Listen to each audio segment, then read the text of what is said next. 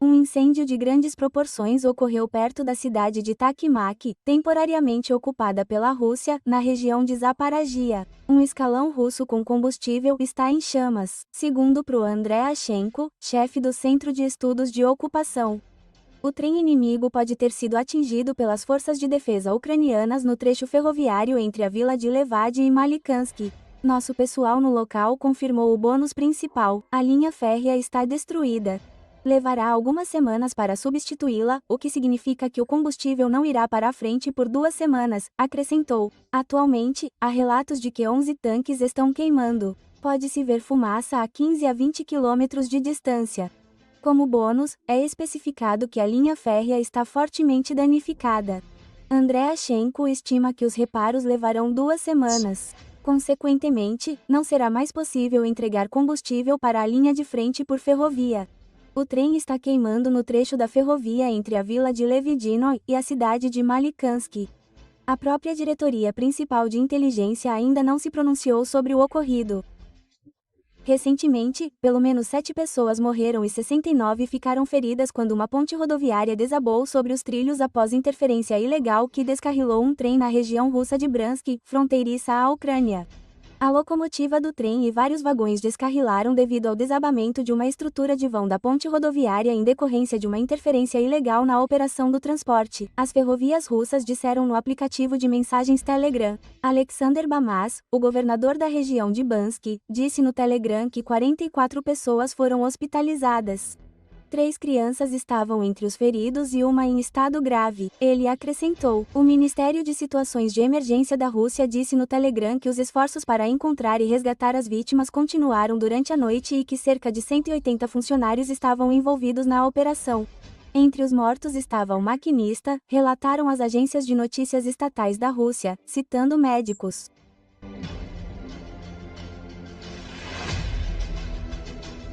Calor.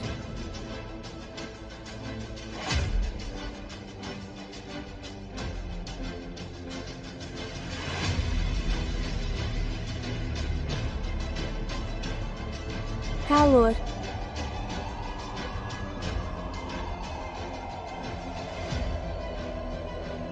Calor, calor.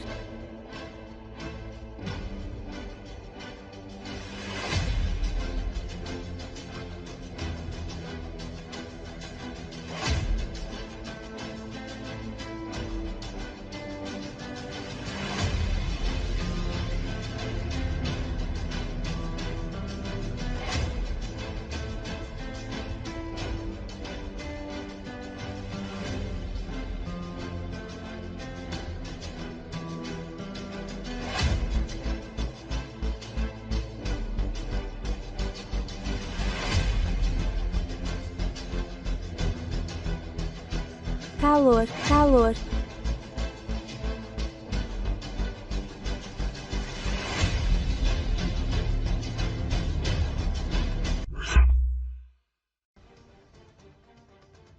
Geralmente não tocamos nos moradores de Moscou, mas os deixamos passar a noite no metrô. Não dormimos. A jornalista Arena Uslava deu voz a uma proposta que partiu de muitos telespectadores do canal 24, dirigida ao especialista ucraniano, o jornalista Roman Simbaluk. Em resposta, o blogueiros disse: "Tenho 2 respostas. A primeira resposta é curta, está na hora. A segunda resposta é uma questão de ferramentas." Fala-se muito agora sobre o fato de que finalmente começamos a implementar nosso programa de mísseis. Ninguém o apresentou oficialmente, mas também ninguém o negou. Há uma lógica nisso, temos um certo número desses mísseis balísticos. A única questão é quantos. É claro que isso é um segredo militar, mas estou interessado em apenas um ponto. Precisamos ter tantos desses mísseis quanto lançarmos drones e então a situação mudará. O jornalista ucraniano expressou sua opinião. No final das contas, tudo se resume a ferramentas. Hoje, está claro que depois de noites malucas com um número colossal de vítimas, queremos sangue russo. Isso é absolutamente claro. Eu direcionaria essa energia, você sabe, para o Ministério da Defesa, fazendo uma pergunta. Onde estão os mísseis, nossos caros amigos? E não diga que não há dinheiro. dinheiro. Há uma regra de que se houver necessidade de dinheiro, ele sempre aparecerá. Além disso, há muitos estados que acreditam que os nazistas russos devem ser punidos por seus crimes de guerra. Roman Cymbaluk revelou a essência do problema e propôs uma solução. Em Moscou, acredita-se que o programa de Solovyov seja a principal agitação de propaganda do Kremlin. Acredita-se que Putin assiste a esse programa de seu bunker. E como vocês notaram, algumas notas estranhas começaram a soar aqui. Eles perderam o otimismo. Eu tenho observado essas pessoas há muito tempo. Conheço algumas delas pessoalmente, então digamos que elas não estavam em um estado de rostos tão tristes há muito tempo. O jornalista disse, não sem ironia. Ao mesmo tempo, Roman Cymbaluk observou, por que o homem tem um rosto tão triste? Vocês entendem do que estou falando agora? A questão é que agora nos pântanos eles de alguma forma se esqueceram da Ucrânia. Eles estão assistindo mísseis israelenses voando em ayatolás iranianos. Como os generais iranianos estão sendo votados negativamente e estão traçando alguns paralelos estranhos, parece que eles praticamente não precisam mais da Ucrânia. Além disso, eles pararam de rir sobre as políticas de Trump. Eles de alguma forma se tornaram cautelosos. E se ele também os estiver enganando?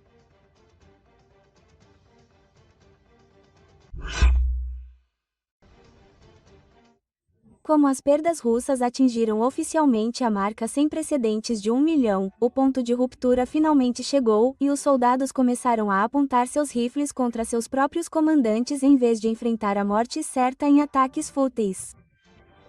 Em uma onda crescente de motins e deserções, os soldados russos começaram a matar seus oficiais, apreender veículos e fugir para o interior do território russo e para longe da linha de frente.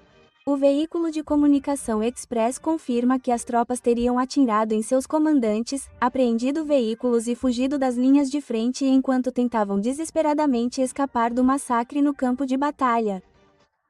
Observa-se que as forças de Putin têm lutado por meses para romper as linhas de defesa ucranianas na região de Kharkiv e sofreram baixas massivas, principalmente em uma área apelidada de Funil Pichani. Aqui, os militares da Ucrânia conseguiram controlar seus flancos com sucesso, o que lhes permitiu atingir unidades de assalto russas com uma barragem implacável e mortal de drones e fogo de artilharia. Apesar dos massacres diários, os comandantes russos continuaram a lançar seus soldados na carne moedor na esperança de obter um avanço. A natureza sistemática desses ataques foi comparada à execução em massa, com soldados sendo empurrados para a frente não por ganho tático, mas para servir como arietes humanos. O veículo de mídia Express diz que o massacre sem sentido nas linhas de frente levou alguns soldados russos a tomar medidas extremas contra seus brutais oficiais superiores.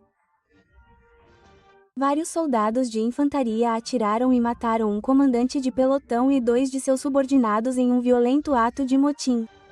Os desertores deixaram seus companheiros para morrer na estrada enquanto fugiam para salvar suas vidas de tiros ucranianos e russos.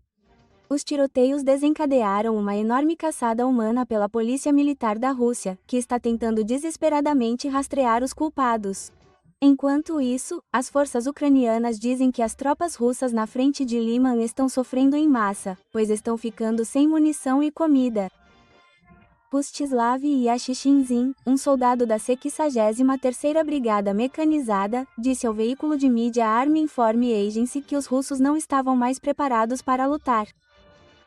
As unidades russas foram abandonadas por seus comandantes e deixadas à própria sorte, eventualmente ficando sem água, comida e munição.